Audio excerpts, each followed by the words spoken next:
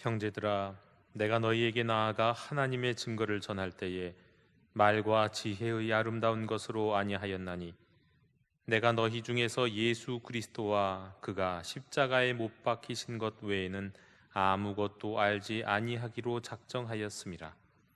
너희 믿음이 사람의 지혜에 있지 아니하고 다만 하나님의 능력에 있게 하려 하였노라. 아멘. 하나님, 3일 저녁에 기도회로 주님 앞에 나왔습니다. 하나님께 기도하는 시간 되도록 이끌어 주시옵소서. 찬양하는 시간 되도록 역사해 주시옵소서. 또 하나님의 말씀을 나눌 때에 은혜를 얻고 우리의 삶을 점검하고 주님의 능력, 하나님의 능력, 십자가의 능력으로 변화되는 이 저녁 시간 되도록 함께해 주시옵소서. 예수 그리스도 이름으로 기도드립니다. 아멘. 찬송가 204장을 부르시겠습니다.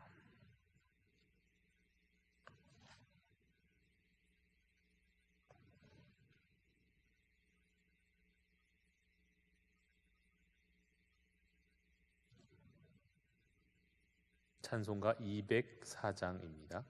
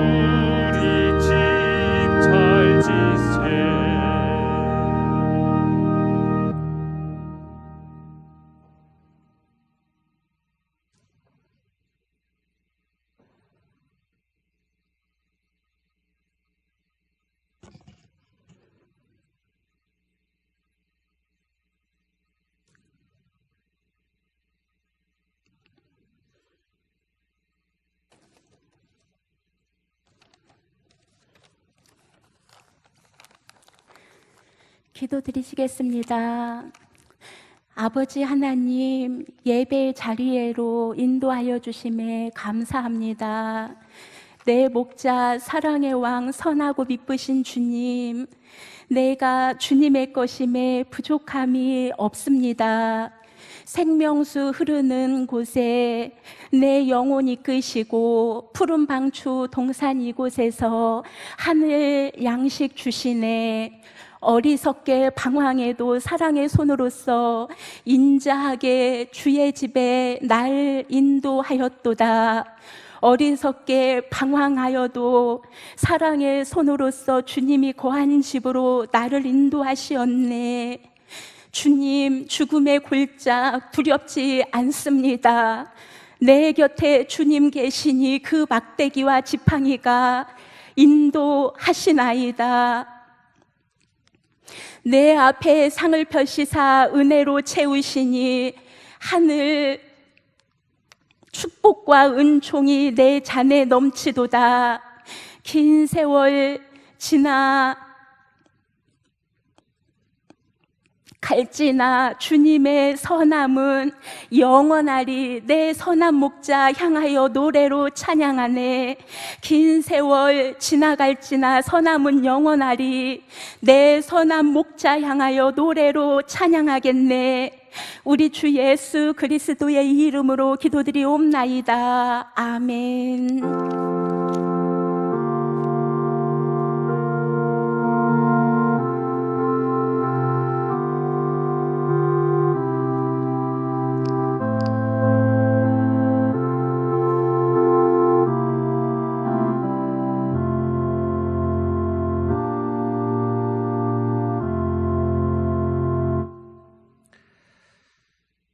오늘 저녁 우리 수요 저녁 기도회에게 주신 말씀은 새 본문은 세 군데입니다. 먼저 요한복음 20장 31절의 말씀을 제가 봉독하고 또 시편과 미가서의 말씀을 제가 봉독하도록 하겠습니다. 요한복음 20장 31절의 말씀입니다. 오직 이것을 기록함은 너희로 예수께서 하나님의 아들 그리스도이심을 믿게 하려 함이요 또 너희로 믿고 그 이름을 힘입어 생명을 얻게 하려 함이니라. 아멘. 시편 119편 105절 말씀입니다. 주의 말씀은 내 발의 등이요 내 길의 빛이니이다. 아멘. 미가서 6장 8절의 말씀입니다. 사람아, 주께서 선한 것이 무엇임을 내게 보이셨나니 여호와께서 내게 구하시는 것은 오직 정의를 행하며 인자를 사랑하며 겸손하게 내 하나님과 함께 행하는 것이 아니냐. 아멘. 우리가 수요일 저녁마다 계속해서 우리 웨스터민스터 신앙 소요리 문답을 가지고 우리 함께 나누고 있습니다. 사람의 제일 되는 목적은 무엇입니까? 라는 첫 번째 질문으로 시작한 우리 웨스터민스터 신앙 소요리 문답인데요. 우리 제1문과 답을 한번 같이 해보면 좋겠습니다. 제가 물으면 여러분은 답해 주시면 되겠습니다. 사람의 제일 되는 목적은 무엇입니까?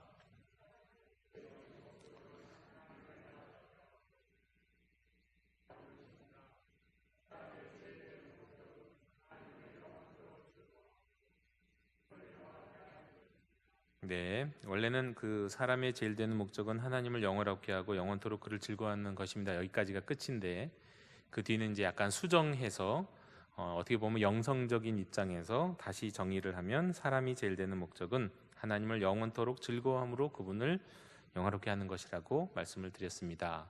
우리가 하나님을 영화롭게 하는 방법이 뭐냐? 하나님을 즐거워하는 것, 진심으로 즐거워하는 것, 깊은 곳에서부터 즐거워하는 것이 하나님을 영화롭게 하는 것이다. 그런 차원에서 이제 제1문이 있었고요. 자, 제2문, 지난번에 두 번째 문답을 같이 나눴었습니다. 제가 묻고 여러분 답하겠습니다. 우리가 어떻게 하나님을 영화롭게 하며 그를 즐거워할 것인가를 지시하기 위해 주신 법칙이 무엇입니까?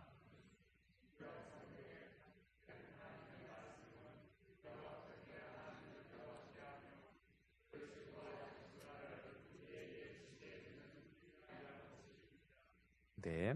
그리고 이제 오늘은 제 3문의 그 요리 문답 제 3번 세 번째 문답을 같이 나누도록 하겠습니다. 제가 묻고 여러분도 한번 대답해 보시기 바랍니다. 성경이 주로 가르치는 것이 무엇입니까?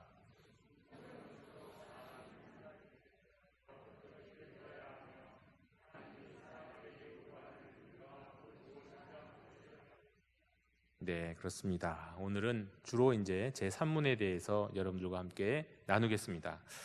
그러나 이제 지난주에 수요 저녁 기도회가 끝난 다음에 이제 소그룹, 우리 또 인터넷으로 온라인으로 소그룹 모임하는 그룹들이 있었는데요. 그때 나왔던 질문이 있어서 여러분들과 먼저 나누고, 그러니까 두 번째 문답에 대한 내용을 좀 더 나누고 다시 세 번째 문답의 내용으로 오늘 넘어가도록 하겠습니다. 두 번째 문답에 대한 질문 가운데 뭐가 있었냐면, 신구약 성경이 한번 비춰주시겠습니까? 두 번째 문답을 다시 보여주시죠. 신구약 성경이 간직된 하나님의 말씀이라고 할 때 이 간직됐다는 뜻이 무엇입니까? 이런 질문을 지난주에 나누었습니다. 여러분은 어떻게 생각하시는지요? 신구약 성경이 그냥 하나님의 말씀입니다, 그러면 될 것 같은데, 신구약 성경에 간직된 하나님의 말씀이라고 한다면 여러 가지 생각들이 많이 가능하게 됩니다. 뭐냐면요, 실제로 많은 이제 그 교회 역사 속에서 그런 논쟁이 참 많았는데요. 성경이 이게 다가 하나님의 말씀이 아니라고 생각하는 분들이 많이 있었어요. 꽤. 그 중에서 어떤 부분은 하나님의 말씀이고 어떤 부분은 하나님의 말씀이 아니라고 생각하는 분들이 있어서 왔었습니다. 그리고 또 어떤 분들은 신약은 하나님의 말씀이 맞지만 구약은 하나님의 말씀이 맞느냐, 이런 질문도 실제로 있어 왔고요. 지금도 여기에서 어떤 현격한 차이를 갖고 있어서 구약을 안 읽는 이상한 교단도 있습니다. 교파. 정통 기독교는 아니고요. 그런 교파도 있고, 신약만 인정하는 거기다가 또 다른 걸 막 덧붙이는 그런 이제 교파도 있다는 거죠. 그럼 오늘 우리가 읽은 웨스터민스터 신앙 소유리 문답에서 신구약 성경에 간직된 하나님의 말씀이란 건 도대체 무슨 뜻일까요? 그런 걸 하진 않겠죠. 제가 이 시간에 우리 교회를 다니고 있는 저희 안에서 뭐 어떤 것만 하나님의 말씀이고 어떤 건 하나님의 말씀이 아닙니다, 제가 이런 얘기를 나누지는 분명히 않을 거라는 거 여러분들 기대하실 텐데, 이 간직됐다는 게 무슨 뜻인가, 이걸 한번 이렇게 이해하시면 될 것 같습니다. 간직됐다는 거, 하나님의 말씀이 어디에 간직된 거죠? 성경이라고 하는 사람이 쓴 책 안에 간직되어 있다는 거예요. 그러니까 이 인간의 글과 인간이 쓴 글과 인간이 만든 그 책 안에 하나님의 말씀이 간직되어 있다는 것을 표현하는 것이지, 이 많은 글들 중에 어떤 건 하나님의 말씀이고 어떤 건 아니다, 그런 뜻은 아니라는 말씀입니다. 이 간직됐다는 뜻이.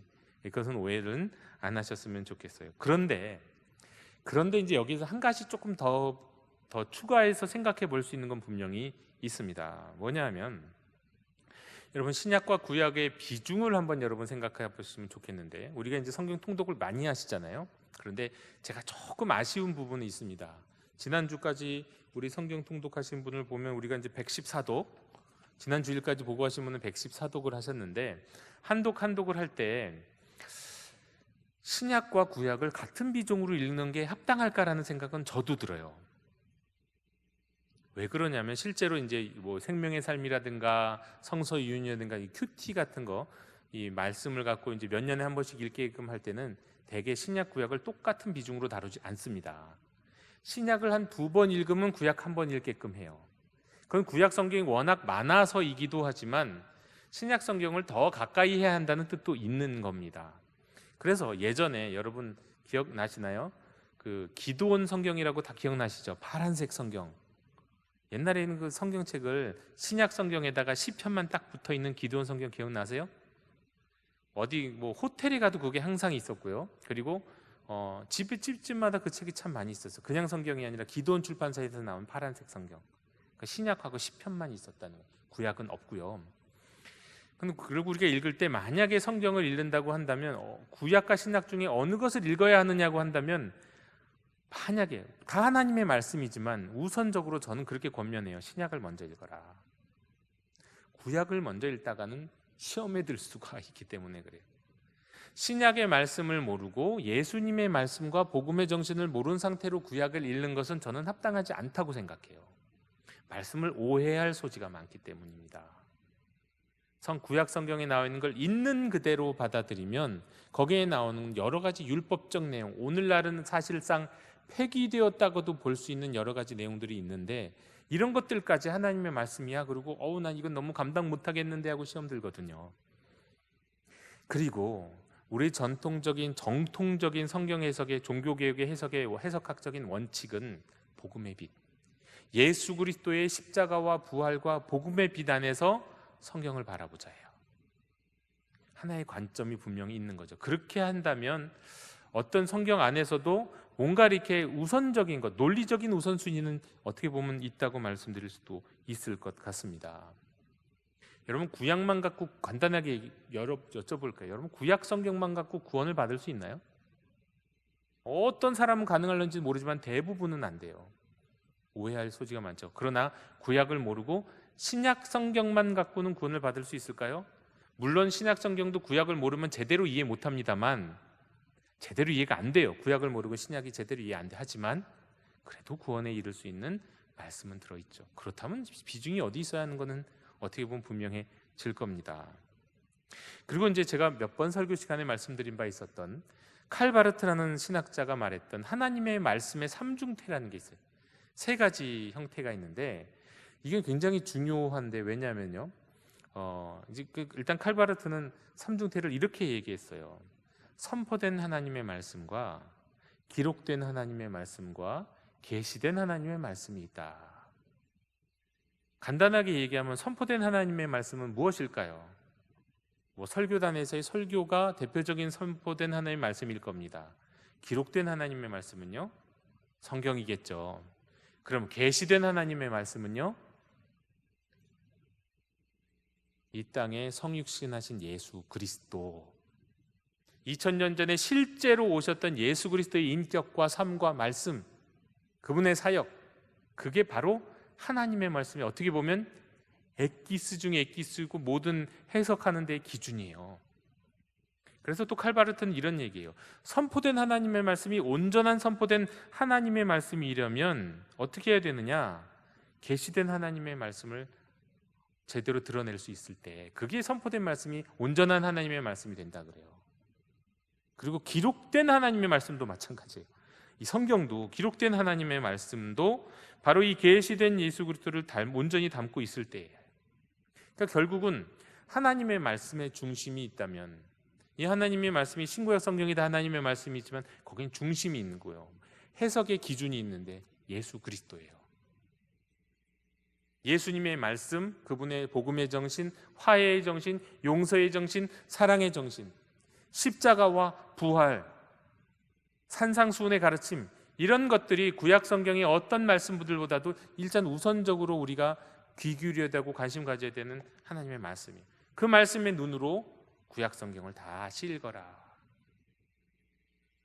그렇게 따지면 사실 성경에서 어떻게 보면 비중이 뭔가 좀 있어 보이죠. 좀 비중 있는 성경이 있어 보이죠.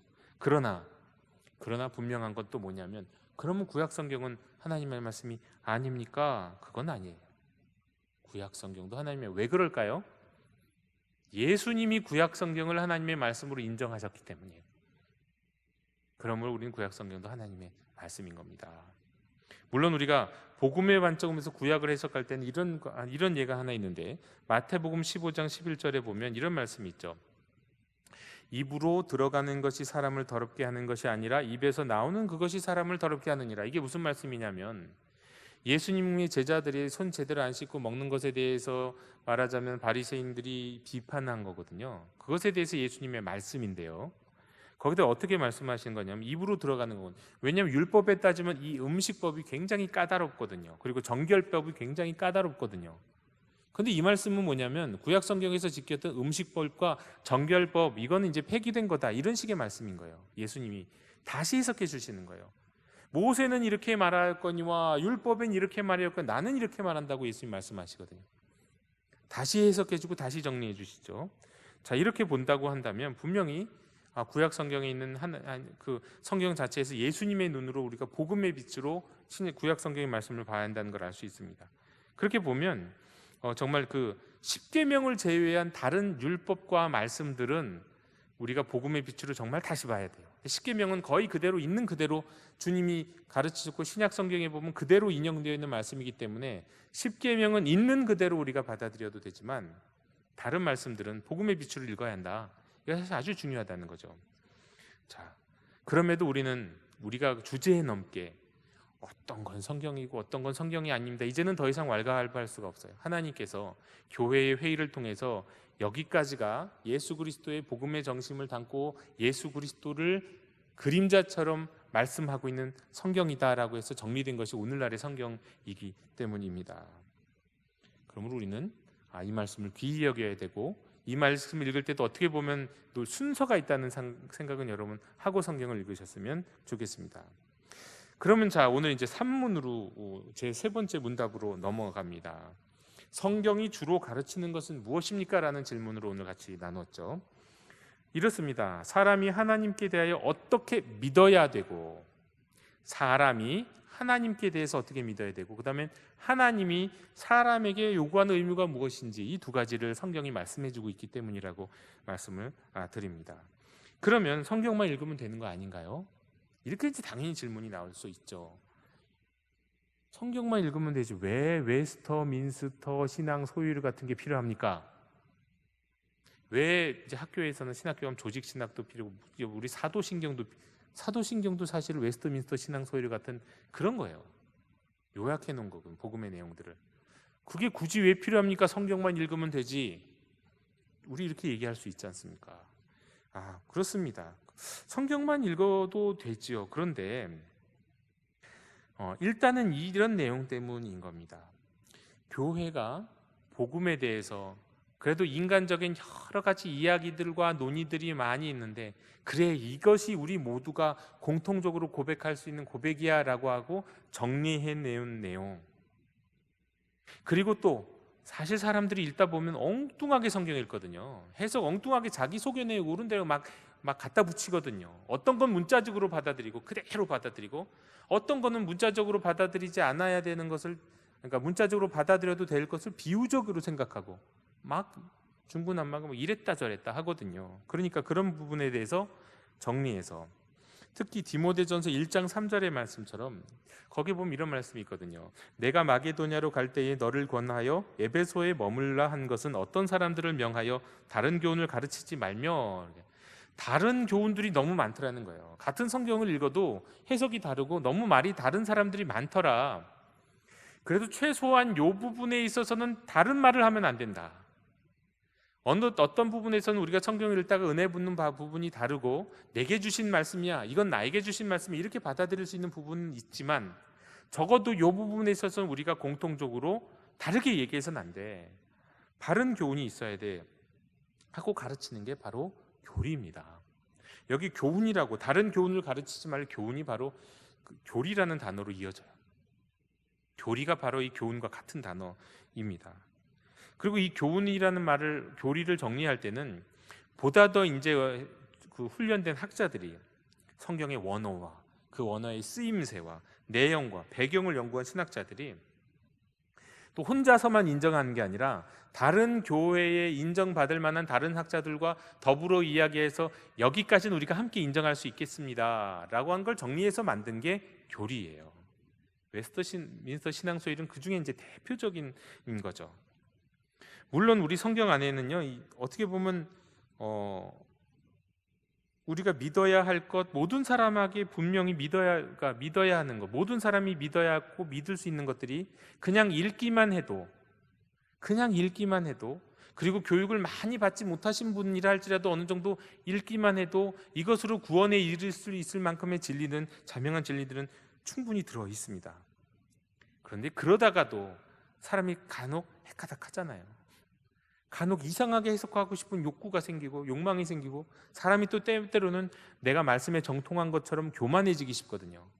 그럴 때는 이건 이런 뜻이 하고 막 마음대로 가르쳐요. 이단의 교주들이 다 그래요. 교만해져 갖고 이건 이런 뜻이 하고 자기 마음대로 막 가르치기 시작해요. 자기가 어느 순간 들었을 때 너무 멋진 표현이 딱 있어요. 멋진 해석이 있어요. 그러면 이거야 하고 밀고 나가는 거죠. 그러면서 막 모든 생각들을 다 거기다 갖다 붙이기 시작하죠. 자기 소견에 오른 대로 말이죠. 자, 이런 일들이 너무나도 많기 때문에 바른 교훈, 다른 교훈을 가르치지 않기 위해서 교리가 필요하다, 이렇게 말씀을 드릴 수 있겠습니다. 자, 오늘 제 세 번째 문답이 성경이 주로 가르치는 게 무엇이냐라는 질문인데, 여기에는 사람이 하나님께 대해 어떻게 믿어야 하고 하나님이 사람에게 요구하는 의무가 무엇인가, 이 내용이 아주 중요한 것은 뭐냐면요, 이것이 웨스트민스터 신앙소리의 내용을 그대로 담고 있어요. 웨스트민스터 신앙소리 107문답이라고 말씀드렸잖아요. 108이 아니라 107. 그런데 그 내용을 크게 둘로 나누면 이 바로 하나님께 대해 어떻게 믿어야 하느냐가 첫 번째고요, 두 번째로 하나님이 우리에게 요구하시는 의무가 뭐냐, 이 두 가지를 얘기하고 있어요. 이 두 가지. 그래서 이게 굉장히 중요한 겁니다. 자, 첫 번째, 그러니까 이 웨스트민스터 신앙소리에서 우리가 가르쳐주고 있는 내용, 사람이 하나님에 대해서 믿어야 할 것이 무엇인지가 이제 1번부터 6번까지의 내용으로 크게 다시 6가지로 분류가 될 수 있습니다. 이게 바로 믿음의 내용이에요. 뭘 믿어야 되느냐? 이게 첫 번째 절반을 해당된다고 말씀드릴 수 있겠는데요. 자, 서론, 인생의 목적과 성경, 우리가 이제 오늘까지 한 것이 바로 이 서론에 해당되고요. 여기는 우리가 무엇을 믿어야 되느냐? 성경을 통해 믿어야 한다는 아주 분명한 가르침을 가르쳐주고 계시죠. 그러면서 좀 더 구체적으로 신론, 하나님의 속성, 삼위일체, 예정, 창조, 섭리 하면서 하나님 신론, 하나님은 어떤 분인지를 가르쳐줘. 뭘 믿어야 되는지. 두 번째로 인간론, 사람의 죄와 그의 비참함이 어떤 지경에 이르는지를 가르쳐주고요. 네 번째로 기독론, 그리스도의 인격과 사역을 가르쳐주고요. 구원론, 구원의 적용과 구원의 서정이라고 하는 이런 걸 가르쳐주고, 종말론이 나타나요. 이게 그 사람의 죽음과 또 부활, 그리고 우주의 종말, 이 마지막까지를 다 가르쳐주는데 이게 절반이라는 거예요. 웨스트민스터 신앙소열의 절반. 그러니까 우리가 뭘 믿어야 되는지를 가르쳐주는 게 웨스트민스터 신앙소열이에요. 특별히 하나님과 관련해서. 이 내용이 아주 중요하죠. 조금 더 구체적으로 이 첫째에 관한 내용들을 같이 나누면 뭐냐면, 우리가 이 서론에 해당되는 것, 인생의 목적과 성경에서는 무엇을 가르쳐 주냐면요, 우리가 모든 이야기들을 하고 이제부터 펼쳐질 내용들의 근거가 뭔지를 가르쳐 주는 거예요. 너희가 이것을 읽는 사람들이요, 앞으로 이제 무엇을 배우게 될 터인데, 소율이 문답을 통해서 배우게 될 때 이 근거가 뭔지를 가르쳐 주는데 그게 성경이라고 하는 거예요. 근데 이 성경을 벌코프라고 하는 신학자는 뭐라고 했냐면 외적인 인식의 원리라고 그랬어요. 그러니까 나라고 하는 존재, 인간 존재 바깥에 있는 하나님을 알아가는 인식의 원리예요. 외적 인식의 원리. 그냥 기억하세요. 두 번째로, 그 다음에 내용이 뭐냐면, 신자는, 믿는 사람들은 이성이나 감성이 아니라, 우리가 갖고 있는 인간적 지식과 탐구의 능력이 아니라 믿음이라고 하는 인식 수단을 통해서 성경을 살펴보게 돼요. 그게 내적인 인식의 원리라고 하는 거예요. 외적인 인식의 원리가 성경입니다. 그리고 우리가 갖고 소유하고 있는 소유할 수 있는 내적인 인식의 원리가 믿음인데, 외적인 인식의 원리인 이 성경만으로는 완전할까요? 성경은 완전하지만 이것으로 구원에 이르는 데는 충분하지 않아요. 왜냐하면 이 성경의 말씀 중에서 우리에게 구원에 이를 수 있도록 깨닫게 해주시는 또 다른 인식의 원리가 필요한데, 내적인 인식의 원리가 필요한데, 그게 믿음이거든요. 간단히 얘기하면 성경만 있어서 되는 게 아니라 성경을 읽고 이해하고 받아들이고 아멘할 수 있는 믿음이 우리 안에 필요하다는 겁니다. 그래서 이 원리가 지금 웨스트민스터 신앙 소율에 그대로 담겨 있는 거예요. 그래서 앞에는 믿어야 할 것이 무엇이냐, 일단은 소율의 서론에서는 그 성경이 무엇이냐에 대한 말씀을 하고요. 그 다음에는 이제 우리가 믿어야 할 것이 무엇이냐. 그리고 이게 첫 번째 이 웨스트민스터 신앙 소율의 절반에 해당되는 거죠. 그 다음에 이제 어떻게 살아야 되는지가, 우리가 무엇을 해야 되니까 그 다음 나머지 절반에 해당되는 거고요. 자, 그리고 또 이제 조금 더 구체적으로 여기 보면 신론, 인간론, 기독론, 구원론, 종말론이 나온다고 그랬는데, 이게 사실은 신학교에 가면 조직 신학에서 배우는 내용하고 똑같은 순서예요. 거의 같은 순서예요. 물론 이것을 표현하는 길이와 방법들은 좀 다르지만, 우리가 무엇을 믿어야 할지를 정리할 때는 이렇게 하나님은 어떠고, 인간은 어떠고, 그리스도는 누구며, 구원은 어떻게 받고, 종말에는 어떤 일이 일어나는지를 알아야 한다는 거예요. 사실 이런 내용들도 우리 교회에서 더 깊이 가르칠 수 있으면 좋을 것 같아요. 더 깊이 배울 수 있는 시간이 있으면 좋겠지만 웨스트민스터 신앙소리는 깊이 하진 않습니다. 그러나 우리가 꼭 알아야 할 정도의 수준만 우리에게 가르쳐주고 있습니다. 자, 신론이 뭐냐? 일단 신론은 하나님은 어떤 분이죠? 하나님이 어떤 분이고 하나님은 무엇을 하시나예요. 이게 신론에 해당되는 내용입니다. 하나님이 어떤 분이냐 하는 것은 대표적으로 하나님은 삼위일체이시잖아요. 그래서 여기 삼위일체가 무엇인지에 대한 이야기가 나와요. 그리고 인간에게는 없지만 하나님에게는 있는 건 뭐냐? 그 하나님이 어떤 분이냐를 알 수 있는 걸 하나님의 속성이라고 말하거든요. 예를 들면 하나님은 전지전능하시죠. 인간은 안 그렇잖아요. 그렇죠? 이런 어떤 특징들, 무소부재하시고요. 그게 하나님의 속성이에요. 그런데 하나님에게도 우리가 갖고 있는 그 무엇으로 비슷하게 얘기할 거리는 있어요. 하나님은 또 어떤 게 있습니까? 사랑의 하나님이시죠. 용서의 하나님이시죠. 이건 인간도 흉내낼 수 있는 거잖아요. 인간도 사랑을 적어도 흉내낼 수 있고요. 인간도 사랑, 용서를 할 수는 있잖아요. 그렇다면 그거는 하나님의 속성은 아니지만 그것도 하나님께 속해 있는 것 중에는 하나다라고 얘기할 수 있죠. 하나님은 어떤 분이냐? 그리고 또 하나님은 삼위일체로 계신다. 이런 내용들이 들어있고요. 하나님은 또 무엇을 하시느냐? 어떤 일을 하시냐? 간단히 얘기하면 하나님이 인간을 창조하시고 섭리하시고 이걸 하나님이 하고 계시죠. 또 뭐 어떻게 보면 예정, 어떻게 보면 작정 뭐 이런 것도 얘기 들어갈 수 있을 것 같아요. 자, 그 다음에 인간론에 해당되는 것, 이게 13번째부터 20번째 문제 이 질문이 바로 인간론에 해당되는 내용인데, 인간은 그야말로 인간은 어떤 존재냐고 하는 것을 성경을 통해서 가르쳐주고 계세요. 성경에 나타나는 인간은 어떤 존재냐? 철학적 인간이 아니에요. 성경이 말씀하는 인간. 그러면서 깔뱅이 그런 얘기했거든요. 하나님에 대한 지식과 인간에 대한 지식은 밀접하게 연관되어 있다. 그러면서 자기를 알지 못하는 사람은 하나님을 알 수 없다 그랬거든요. 그래서 인간에 대해서 배워야 되는 거예요. 내가 인간이니까 내가 어떤 존재인지 알아야 하나님을 알 수 있고 제대로 믿을 수 있기 때문에. 네. 그 인간은 어떤 존재입니까? 가장 대표적으로 무엇을 얘기할까요? 하나님의 형상이고 죄인이죠. 이것을 깊이 파고 들어가요. 인간론에서는. 자, 그 다음엔 기독론입니다. 이게 21번째부터 28번째 요리문답이에요. 기독론. 자, 기독론은, 기독은 뭡니까? 기독교잖아요. 기독, 그리스도의 한자말이 기독이죠. 메시아, 그리스도라는 뜻이에요. 결국은 왜 예수님이 그리스도냐? 그리스도이신 예수님의 신성과 인성에 대해서, 그분이 어떻게 하나님이면서 동시에 사람이지? 그러면서 그 예수님이 우리를 위해 무엇을 하셨지? 예수님은 어떤 분이고 예수님이 하신 일을 다루는 게 기독론이에요. 네. 어렵진 않죠. 신론은 하나님이 어떤 분이, 성부 하나님이 어떤 분이고 무엇을 하셨냐? 기독론은 성자 예수님이 어떤 분이고 무엇을 하셨냐?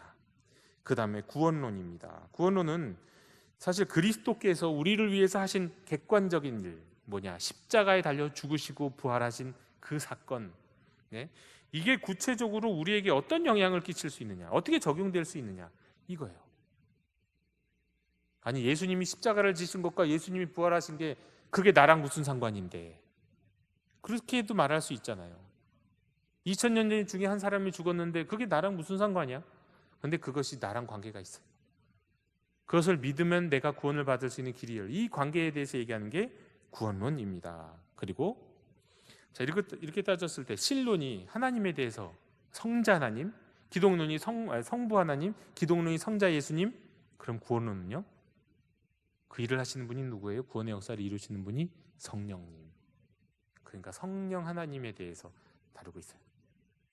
이게 바로 성부, 성자, 성령 하나님에 대해서 우리가 무엇을 믿어야 하는가, 이 내용들이 이제 웨스트민스터 신앙소리의 첫 번째, 그러니까 절반에 해당되는 거죠. 그리고 이제 거기에 덧붙여 있는 것 중에 하나가 이제 구원론, 종말론, 뭐 교회론, 이런 것들도 이제 가능합니다.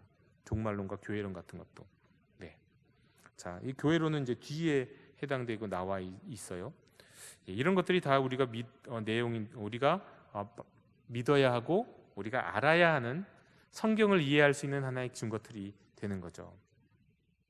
자, 이렇게 볼 때 이 웨스트민스터 신앙 소요리에도 나오지만, 우리 제 세 번째 문답에서도 나오지만, 웨스트민스터 신앙 소요리 전체가 우리에게 설명하고 있는 바가 있는데요. 뭐라고 말씀하냐면요, 성경은, 그것이 이제 성경이 말씀하고 있는 것을 강조하고 있는데, 성경은 믿으라고 믿음이 중요하다고 말씀하잖아요. 그러면서 동시에 한편에서는 뭐라고 말씀합니까? 행하라고 말씀하시죠. 믿어라, 행하라. 웨스트민스터 신앙 소율이 전체가 사실은 하나님께서 믿어야 할 것과 우리가 행해야 될 것이 무엇인지를 말씀하고 있잖아요. 그런데 분명한 건 뭐냐면, 제가 아까 신약과 구약에 어떤 그 뭔가의 우선순위와 논리적 순위가 있다고 말씀드렸잖아요. 다 하나님의 말씀이지만, 그런데 이것도 마찬가지예요. 믿음과 행함에도 어떤 것도 버릴 수 없어요. 신약과 구약 다 버릴 수 없는 것처럼. 그러나 어떤 논리적 우선순위는 있어요. 그건 바로 믿음 그 다음에 행위라는 거예요. 믿음과 행위는 절대 구분할 수 없는 것이 뭐냐면, 마치 이렇게 비유할 수 있을 것 같은데요, 건축물의 기초와 그 위에 지은 건축물, 이렇게 생각하시면 될 것 같습니다. 여러분, 우리가 기초만 만들어 놓고 그 위에 건물을 안 지으면 무슨 소용입니까? 저 그런 건물 봤거든요. 기초만 토목 공사에서 기초만 만들어 놓고 몇 년 동안 위에 안 올라가는 건물을 봤어요. 부도가 나서 그랬던 것 같아요. 그러면 그게 무슨 소용이냐고요. 아무 쓸데없는 거죠. 기초만 만들어 놓은 건. 또 반대로요, 기초 없이 건물을 지을 수 있나요? 물론 작은 것들은 지을 수 있겠죠. 창고 정도는. 그러나 기초 없이 온전한 건물은 세울 수 없습니다. 그렇게 따지면 순서가 분명하죠. 기초, 건축물, 믿음, 행위, 믿음에 따른 행동, 이것은 중요하죠. 어떤 분은 이렇게 얘기할지도 모르요. 중요한 건 교리가 아니라 사는 거 아닙니까? 아무리 뭐 믿는다고 해봐야 무슨 소용이 있어요. 삶이 따라주지 않으면. 그것도 일리는 있습니다. 일리는 있지만 분명히 우리가 성경을 읽다 보면 어떤 원리적인 우선순위는 있는데, 논리적인 순위는 있는데, 믿음이 먼저고 거기에 따른 행위가 따라간다, 이렇게 말씀드릴 수 있습니다. 기초 위에 건물이 세워지는 것처럼 말이죠. 그래서 야고보서 2장 17절에는 이런 말씀이 있잖아요. 행함이 없는 믿음은 그 자체가 죽은 것이라. 딱 그거죠. 기초만 세워놓고 건물 안 지으면 그 쓸데없는 거다. 그건 건물도 아니야. 바로 그런 이야기입니다. 자, 그렇다면 우리가 이제 믿음에 대한 무엇을 믿어야 될지에 대해서 이제 웨스트민스터 신앙 소위를 통해서 계속 배워가게 갈 텐데요. 무엇을 믿어야 될지. 그럼 여러분, 우리는 어떻게 믿을 수 있죠? 어떻게 눈에도 보이지 않고 그런 하나님에 대해서, 예수님에 대해서, 성령님에 대해서 일단 인식을 할 수 있고 그들 믿을 수 있을까요? 그게 바로 성경, 외적인 인식의 원리인 성경과 내적인 인식의 원리인 믿음, 이 두 가지가 다 있어야 된다는 거예요. 믿음만, 성경 없이 믿음만 있는 것도 불가능하고요. 또 믿음이, 성경은 있지만 믿음이 없으면 아무 쓸데없는 거예요. 이것이 아주 중요한 것입니다. 그래서 벌코프라는 분이 믿음에 대해서 이런 식의 얘기를 정리를 한 적이 있습니다. 벌코프입니다. 믿음에 대해서. 그분은 믿음을 외적 증거나 논리적 증거에 의존하지 않고 즉각적이고 통찰력에 의존하는 실증적 지식이라고 그랬어요. 믿음이 뭐냐? 외적 증거나 논리적 증거로는 그걸 믿지 못할 수도 있어요. 사람들은 그 대부분 못 믿잖아요. 그런데 그 의존하지 않는데도 그게 믿어져요. 그리고 믿어지고 그 믿음대로 행했을 때 능력이 나타나요. 그래서 실증적 지식이라는 거예요. 믿음이. 믿고 행했더니 나타나는 거예요. 믿음이란 바로 이런 겁니다. 오늘 웨스트민스터 신앙 소율이는 그 우리가 무엇을 믿어야 하는지에 대해서 분명히 가르쳐주고 있습니다. 자, 오늘 이제 본문을 한번 돌아가 보겠습니다. 오늘의 본문을 한번 점검해 보겠는데요. 오늘 본문 요한복음 20장 31절의 말씀을 우리 다 같이 이번에 한번 읽어볼까요? 시작.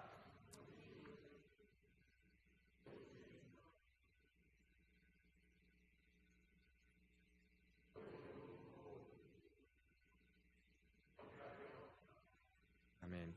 자, 바로 이 부분인데요. 이 요한복음 2장 20장 31절에서도 마치 웨스트민스터 신앙 소율의 제3 번째 문답이 우리에게 가르쳐주는 것처럼 무엇에 대해서 얘기하냐, 무엇을 믿어야 하는가에 대해서 가르쳐주고 있어요. 특별히 기독론이죠. 뭐요? 예수가 하나님의 아들 그리스도이심을 믿게 하는 기독론이죠. 그리스도가 누구신지, 예수님이 누구신지, 성자의 하나님이 누구신지를 믿게 하려 하신다. 이게 아주 이 믿게 하고 그 다음에 결과로서, 자 보십시오. 그린 힘을 밀어 생명을 얻게 하려 하신다. 이건 또 무엇을 믿게 하려고 하는 겁니까? 생명을 얻는 과정을 누가 하십니까? 구원을 성령님. 성령님이 이 사역을 하시잖아요. 그러니까 성자 예수님에 대해서, 성령님에 대해서 믿게 하고 또 그 은혜를 입게 하시기 위해서 성경이 기록됐다는 것을 가르쳐주고 있는 거예요. 그 다음에 시편 119편 105절의 말씀을 함께 읽어볼까요? 시작.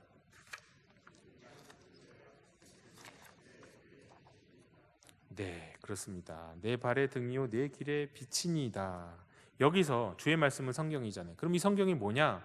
역시 성경은 우리가 가야 할 인생의 길을 제시해 주시는, 그러니까 성경에 대해서 무엇을 믿어야 되느냐. 자, 이거 보시면 조금 더 이것을 신론이고 기독론이고 구원론으로 이렇게 구원으로 나누자면 이건 사실은 신론에 해당될 수도 있어요. 왜냐하면 하나님의 섭리, 하나님이 우리 한 사람 한 사람 인생을 어떻게 섭리하실까에 대해서 믿게끔 해주는 거니까 주의 말씀은 내 발의 등이요 내 길의 빛이다라는 말씀 속에 그런 내용이 또 포함됐다고 말씀드릴 수 있겠습니다.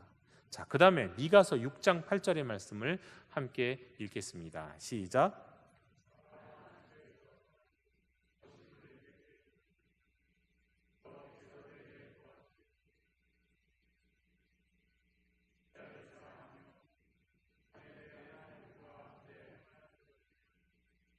아멘. 자, 여기에는 어떤 것이 들어 있습니까? 여호와께서 내게 구하는 것, 의무죠. 우리 하나님 우리에게 원하시는 것, 행함. 무엇을 행하길 원하시는가? 이 내용들이 주로 웨스터민스터 신앙소리 후반부에 많이 있다고 말씀드렸죠. 자, 성경의 말씀을 통해서 우리에게 주님이 가르쳐 주시는 내용들이 바로 이 믿어야 할 것과 무엇을 해야 할 것인가를 가르쳐 주신다는 거예요. 자, 여러분, 이건 굉장히 이 두 가지 관점, 이 웨스터민스터 신앙소리 이 세 번째 문답의 관점이 되게 우리에게 실제로 유익한 것은 뭐냐면, 여러분 성경을 읽을 때요, 이 두 가지 질문을 한번 던져보십시오. 항상 어떤 성경을 읽든지 어떤 본문을 읽든지 두 가지 질문을 던져보세요. 오늘 말씀에 나타난 하나님은 어떤 분이신가? 하나님은 무엇을 하셨는가? 하나님은 어떤 분이고 무엇을 하셨는가? 그러니까 성부, 성자, 성령 하나님 다 말씀하는 거예요. 예수님이 누군가를 치유하신 사건에 관한 말씀을, 문둥병자를 고치신 사건의 말씀을, 뭐 이런 말씀들이 있고, 나사로를 죽은 자 가운데서 살리신 말씀을, 삭개오를 구원하신 말씀을 하나하나 떠올리면서, 자, 거기에 나타난 하나님은 어떤 분이시고 하나님이 하신 일은 무엇인가? 구체적으로 예수님은 어떤 분이고 예수님이 하신 무엇인가? 성경을 읽으면서 찾아보세요. 그리고 그 다음 질문, 이 말씀을 통해 하나님이 내게 원하시는 것은, 행하기를 원하시는 것은 무엇일까? 이렇게 읽으면 이게 묵상인 거예요. 사실은 가장 쉬운 묵상이에요. 하나님은 어떤 분인가? 무엇을 행하셨나? 그리고 하나님이 내게 무엇을 원하시는가? 이렇게 성경을 읽으면 어떤 이야기를 읽든지 간에 우리는 누구든지 성경을 잘 읽을 수가 있는 겁니다. 성경이 어렵지가 않아요. 도대체 성경을 읽었지만 어떻게 읽어야 될지 모르겠어요. 묵상도 어떻게 해야 하는지 모르겠습니다. 여러분, 가족들 가운데, 가정에서 자녀들과 묵상할 때도 어느 정도 초등학교 이상의 아이들과 묵상을 하면 어떤 성경 본문 갖고도 이렇게 묵상할 수 있습니다. 웬만한 말씀, 율법이나 어떤 족보 이런 거 갖고는 얘기하기 좀 어려운 부분이 있지만, 적어도 예수님이 하신 이야기나 어떤 역사들을 읽어보면 거기 나온 하나님은 어떤 분이셔? 하나님이 무엇을 하셨어? 자녀에게 물어보세요. 대답 다 합니다. 그러면 하나님은 우리에게 무엇을 원하실까? 그건 조금 어려울 수 있지만 그래도 어떻게든 대답해요. 그러면 묵상, 충분한 말씀의 나눔, 오케이, 다 이루어진 겁니다. 웨스트민스터 신앙서열이 오늘 세 번째 이 문답이 묵상을 어떻게 해야 될 것인지에 대해서도, 성경 전체를 우리가 어떻게 읽어야 할 것인가 뿐만 아니라 묵상을 우리가 어떻게 할 것인가에 대해서도 우리에게 말씀해주고 있는 아주 요긴하고 중요한 질문이고 대답이다 말씀드릴 수가 있겠습니다. 자, 다시 한번 오늘 제 세 번째 요리문답을 저와 여러분 문답으로 나누었으면 좋겠습니다. 제가 물으면 여러분 답하시면 되겠습니다. 성경이 주로 가르치는 것이 무엇입니까?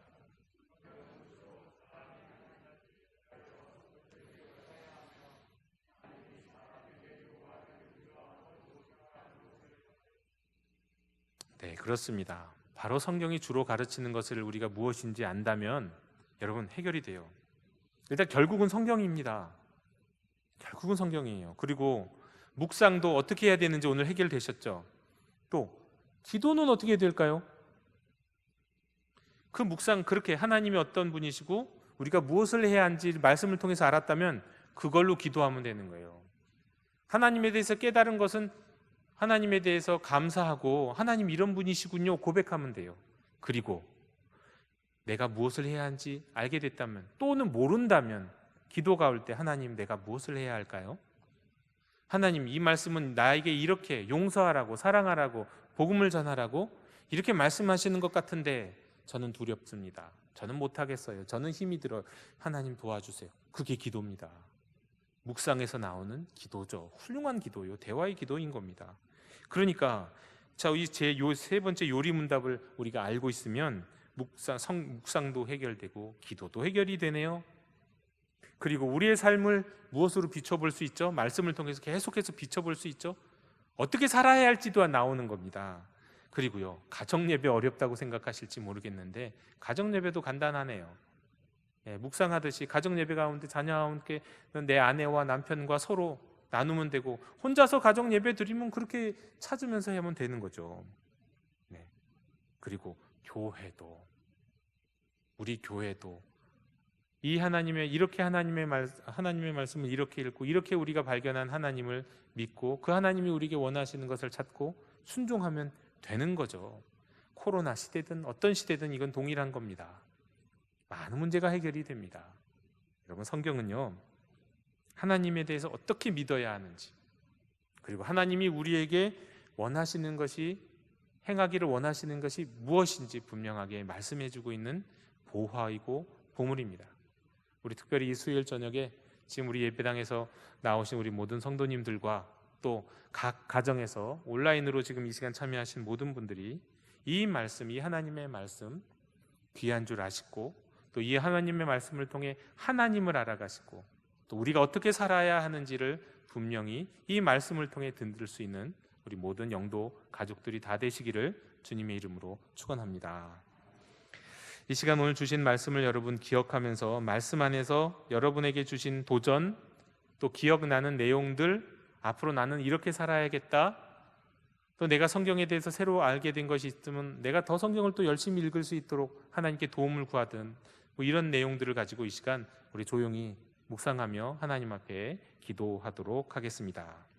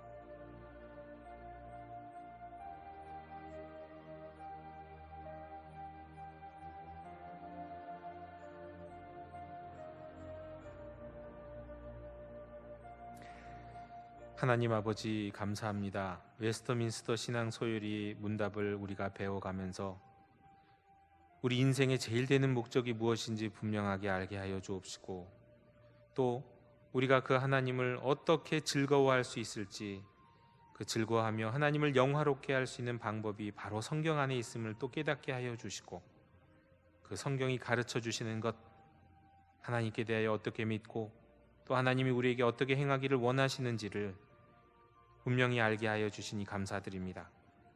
우리가 하나님의 말씀을 게을리 읽지 않고 늘 가까이 읽되, 또 믿음의 교리들 잘 정리되어 있고 또 다른 교훈으로 빠지 않도록 우리를 안내하는 좋은 믿음의 교리들을 우리가 함께 배워감으로 말미암아 바른 믿음 위에 서서 하나님의 뜻에 합당한 인생이 될 수 있도록 저희들을 주장하여 주시옵소서. 주여, 이 말씀 가운데 우리가 어떤 말씀을 읽든지 간에 하나님께 대하여 알고 알아가고 또 하나님이 우리에게 원하시는 것이 무엇인지를 깨달아 살아가는 주님의 자녀 되게 하여 주옵시고, 이런 인생이 되어서 코로나가 세상에 횡행하든 그렇지 않든지 간에 어디에서 어떤 어려운 일이 있고 답답한 일이 있고 우리를 괴롭히는 일이 있다 할지라도 두려워하지 않고 물러서지 않고 오직 담대하게 주님을 믿고 나아가는 하나님의 자녀 될 수 있도록 인도하여 주시옵소서. 이 수요일 저녁 기도회를 통하여서 여러 가지 기도의 제목을 가지고 더 하나님 앞에 나아가며 기도하기를 원합니다. 주님, 육신이 연약한 우리 형제 자매들 불쌍히 여겨주시고 고쳐주시옵소서. 치료해 주시옵소서. 주님의 보혈의 손으로, 피 묻은 손으로, 권능의 손으로 어루만져 주시어서 아픈 부분이 싹 낫는 역사가 일어나게 하여 주시옵소서. 마음이 괴로운 우리 형제 자매들을 주여 위로하여 주시옵소서. 그것이 나의 실수로 인한 것이든 아니면 세상이 우리에게 무지막지하게 요구하는 것이든 어떤 이유로든지 간에 마음이 불편하고 괴로움 가운데 있는 우리 형제 자매들이 있다면 주님께서 그 삶의 상황들을 고쳐주시고 그 마음의 심지를 굳건하게 해주시고 믿음으로 이겨나갈 수 있도록 주님 역사하여 주시옵소서. 이 땅에 우리가 알고 있는 여러 가지 어려움들이 있습니다. 코로나로 인한 어려움, 또 그로 인한 경제적인 어려움, 전 세계적인 고통 하나님 알고 계시오니 하나님 역사하여 주옵시고, 이 모든 상황이 다 지나갔을 때 하나님이 역사의 주인이셨고 하나님의 뜻이 있으셨고 하나님이 섭리하셨음을 고백하는 저희들 될 수 있도록 인도하여 주시옵소서. 이어서 계속해서 자녀를 위해 또 부모님을 위해 배우자를 위해 나라와 민족을 위해 영도 교회를 위해 기도할 때 하나님 그 기도에 응답하여 주시고 우리 기도를 도우시는 성령님을 경험하는 이 저녁 시간 되도록 함께해 주시옵소서. 예수 그리스도 이름으로 기도하오며 이제는 주님이 가르쳐 주신 기도를 함께 드리오니 하늘에 계신 우리 아버지, 아버지의 이름을 거룩하게 하시며 아버지의 나라가 오게 하시며 아버지의 뜻이 하늘에서와 같이 땅에서도 이루어지게 하소서. 오늘 우리에게 일용할 양식을 주시고 우리가 우리에게 잘못한 사람을 용서하여 준 것 같이 우리 죄를 용서하여 주시고 우리를 시험에 빠지지 않게 하시고 악에서 구하소서. 나라와 권능과 영광이 영원히 아버지의 것입니다. 아멘. 이 시간 우리 계속해서 소그룹에 참여하실 분들은 소그룹 온라인으로 들어오시고 또 기도하실 분들은 우리 계속해서 기도하는 시간 갖도록 하겠습니다. 우리 주여, 우리 잠잠히 그러나 진심을 다해 주님의 이름을 부르며 기도할 자리로 나아가겠습니다. 주여,